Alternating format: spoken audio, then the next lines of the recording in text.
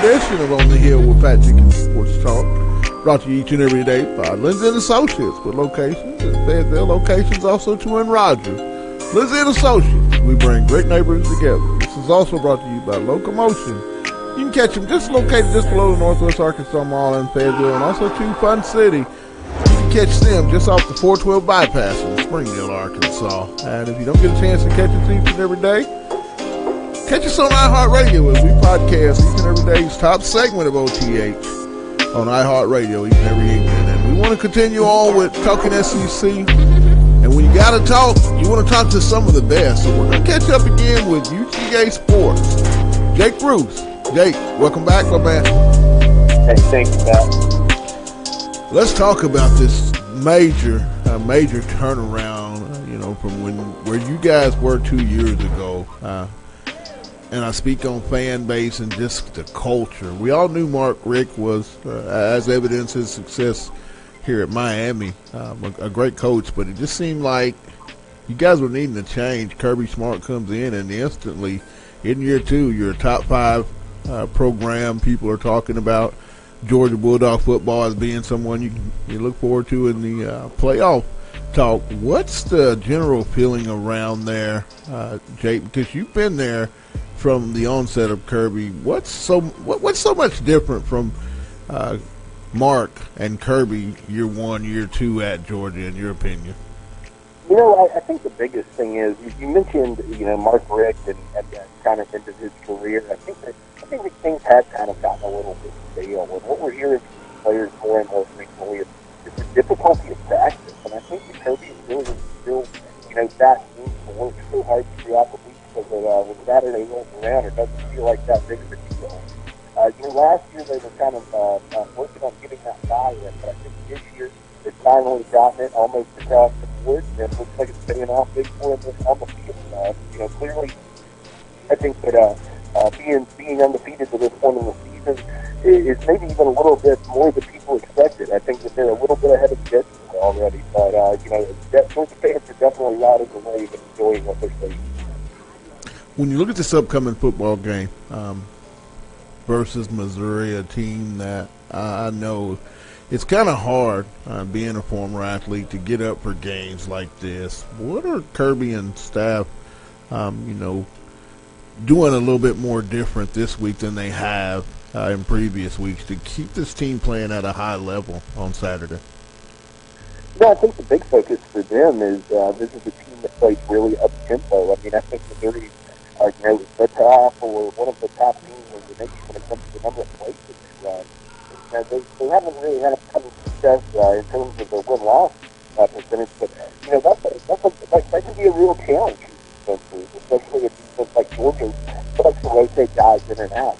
Going high tempo is going to force some guys to play a little bit longer, kind of play through a little bit of that adversity and the wear and out that can bring. So I think that that's going to be the big challenge for Georgia this week. I think that Kirby Smart and company have done a very fine job of getting them ready for this game. I think that they know this is a team they can overlook.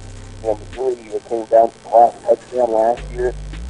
So they're in a different focus. I know the spread on them is like 30 right now, and that's a lot to overcome. It's a huge number for Georgia, but I think that if they're able to keep doing what they've been doing, then things should be pretty smooth for them. Are you surprised at the way the defense has just stepped in from in year two of the Kirby Smart way of playing defense? Yeah, absolutely. I think that the big thing for me in all of that is the guys doing it with are veterans of this team, guys who didn't necessarily retreat. This is largely still Mark Richt's roster that he's playing with on defense, and Kirby Smart has gotten a ton out of this guy. He's got more than I think a lot of people expected to not ever see from him, and overall, I think that's been the most impressive thing so far. Is what he's made. The pieces he was given. I don't know if it's necessarily these are the guys who would have been selected, but he's sure made it work out for him and his team.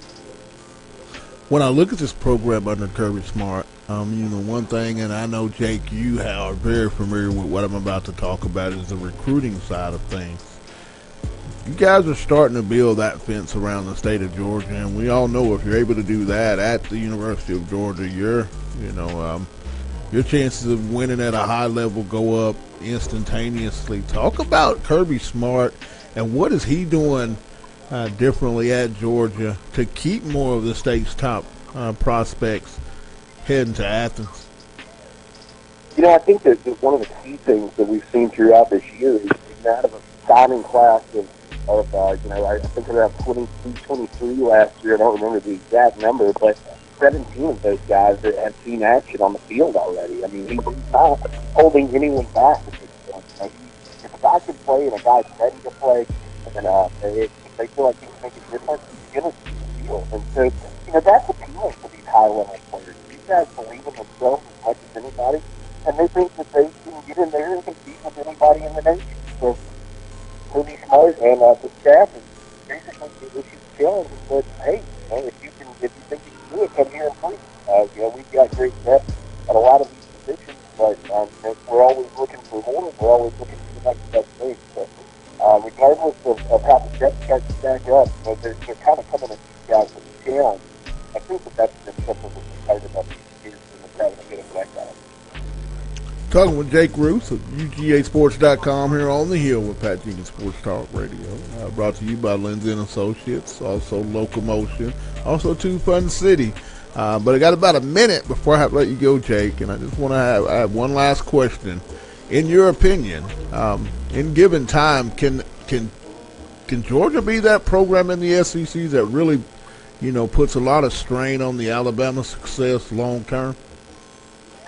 I think so, Pat. I think that, if they're able to continue at the level that they're playing this year and continue recruiting at the level that they've done to this point with Kirby Smart, I think that they're going to stand a fair chance to get in there and make some noise. The SEC East right now is down. There's no question about that. Vanderbilt, Florida, South Carolina, Tennessee, they're all teams that are struggling a bit right now to kind of find their footing and find their identity. So you've got a great chance to see supremacy in that side of the conference.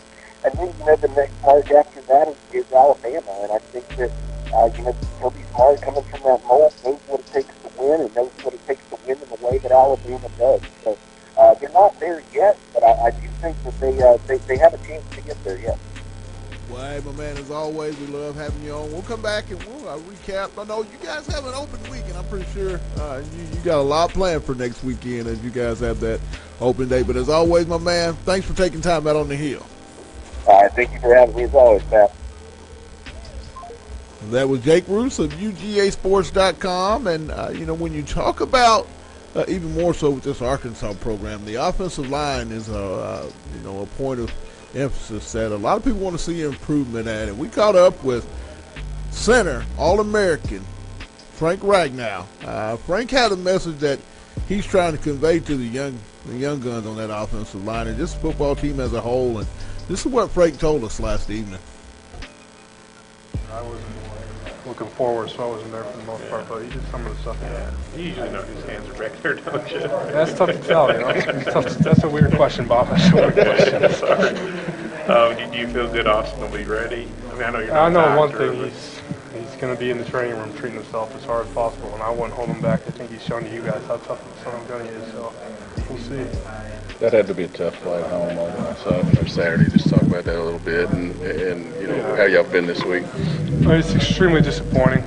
Don't really want to reflect on the past as much, but definitely not the way we wanted it to be. But I think definitely Sunday was a down day, but the way the guys came out today and our practice day is really encouraging. It was a good practice today. You guys, South Carolina did a pretty good job against your all's run offense. Alabama, the number one rushing defense in the country, about 73 yards a game. How big a challenge is to try to run on these guys?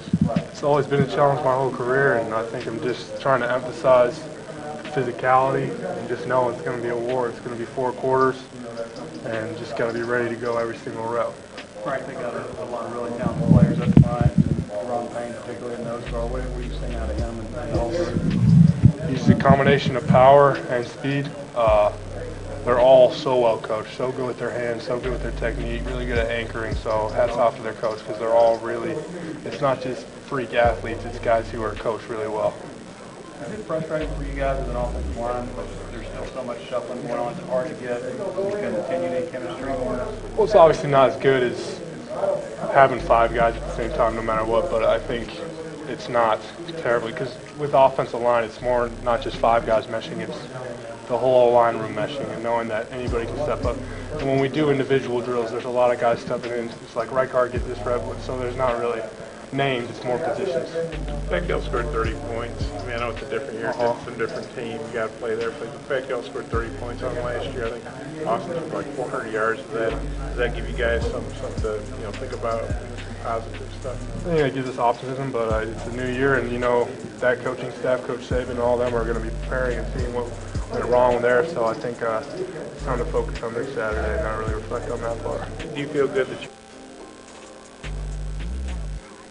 All-American center Frank Ragnow here at the University of Arkansas with his take on just what must take place this weekend and the huge challenge, but yet still the great opportunities they have to play the Alabama Crimson Tide. But we're going to step away and get us a real quick break.